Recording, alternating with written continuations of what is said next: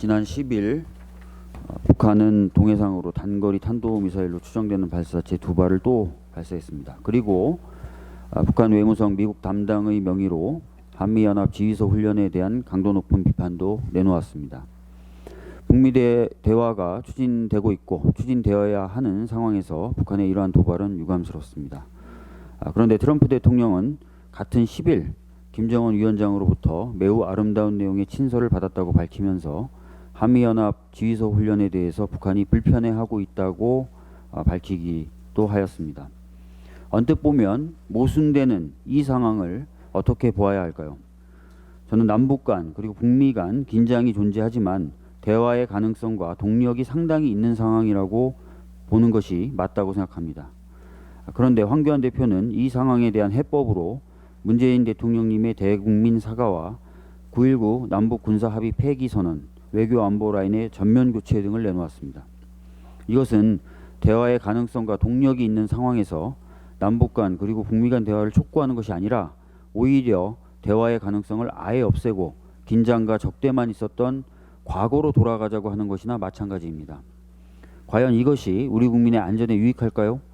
그리고 최근 요동치고 있는 동북아 정세 속에서 우리나라를 둘러싼 불확실성을 없애거나 줄이는 길일까요? 야당은 정부 여당을 견제하는 역할을 해야 합니다. 그러나 자유한국당이 대통령에게 대국민 사과를 요구하고 긴장과 적대만 있었던 과거로 돌아가자고 하는 것은 건설적인 견제와 제안이 아니라 오히려 한반도의 위기를 기회로 무책임한 정쟁을 만들어내는 것이 아닌가 합니다. 자유한국당은 무책임한 정쟁으로 국민을 불안 속에 내몰 것이 아니라 한반도 평화 프로세스를 위해 실질적인 역할을 해줄 것을 요청하는 바입니다. 이번 개각을 두고 야당이 과도하게 비난을 쏟아내고 있습니다. 조국 전 민정수석의 법무부 장관 지명과 외교안보 라인을 교체하지 않은 점을 많이 거론하고 있습니다. 어떤 언론에서는 개각을 위한 인사청문회를 보이콧할 수도 있다는 자유한국당 의원의 반응을 소개하기까지 했습니다. 검찰개혁은 여전히 많은 국민이 바라는 문재인 정부의 주요 과제 중 하나입니다. 조국 전 민정수석은 오래전부터 검찰개혁을 주장해왔던 검찰개혁 전문가이고 민정수석 당시에도 검찰개혁을 주도해왔던 인물로 검찰개혁을 위한 적임자입니다. 외교와 안보 역시 하루하루가 위급한 이 시기에 그 사령탑을 교체하는 것이 외교안보 이슈 대처에 도움이 될지도 의문입니다. 야당은 개각에 대해 국민이 납득하기 어려운 비난을 퍼붓기보다는 인사청문회라는 국회 검증 절차를 통해 지명된 각 인물이 주어진 역할을 제대로 할 수 있는지 살피는 데 뜻을 모아야 할 것이며 최근 우리나라를 둘러싼 어려운 상황을 고려해 정쟁으로만 치닫는 일은 자제해야 할 것입니다.